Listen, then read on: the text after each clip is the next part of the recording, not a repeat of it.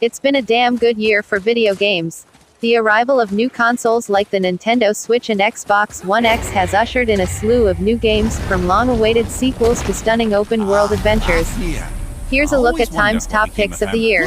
Set in a new, Norse mythology-inspired world and starring a familiar but thoughtfully reimagined character, God of War's fish out of Greek water tale is a non-stop whirlwind of emotions.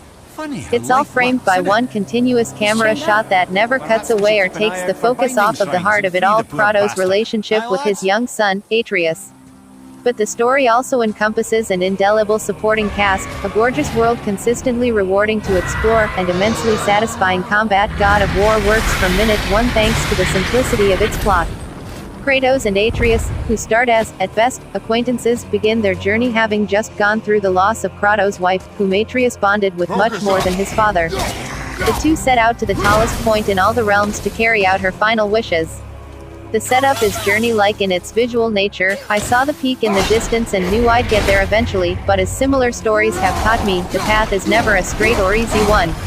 A number of obstacles, both natural and God-made, extend the adventure to around 25 hours worth of terrifying threats, beginning with the first major encounter in the opening hours. If you've played the previous games in the series, 7 of them, counting 2 PSP games and 1 mobile game, you know that Kratos lived a long life of lost triumph, and plenty of god-killing in ancient Greece.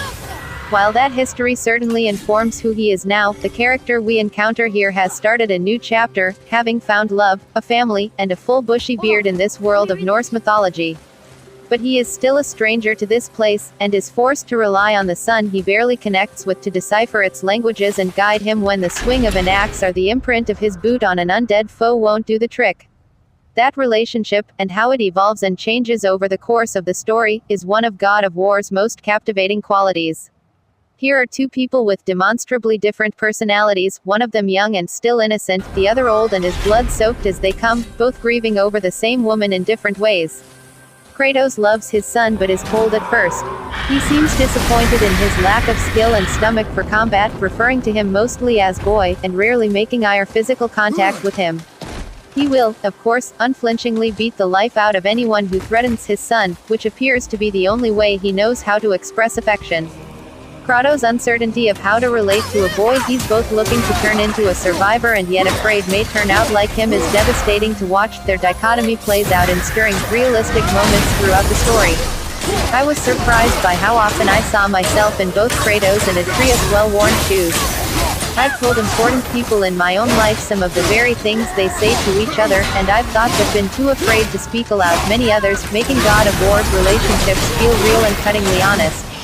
Other games have tackled parent-child relationships, but I can't remember a father-son dynamic so successfully developed and used to ground a fantastical adventure. This depth and complexity is something entirely new to Kratos, and this new God of War transforms him from the previous game's flat embodiment of the bloodthirsty warrior cliché into someone who can stand shoulder to shoulder with some of my favorite protagonists in recent media.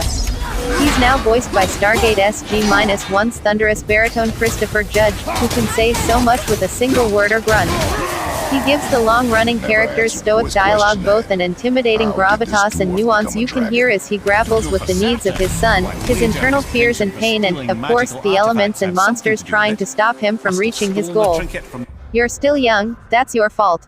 God of War's single-camera shot style that, unless you die.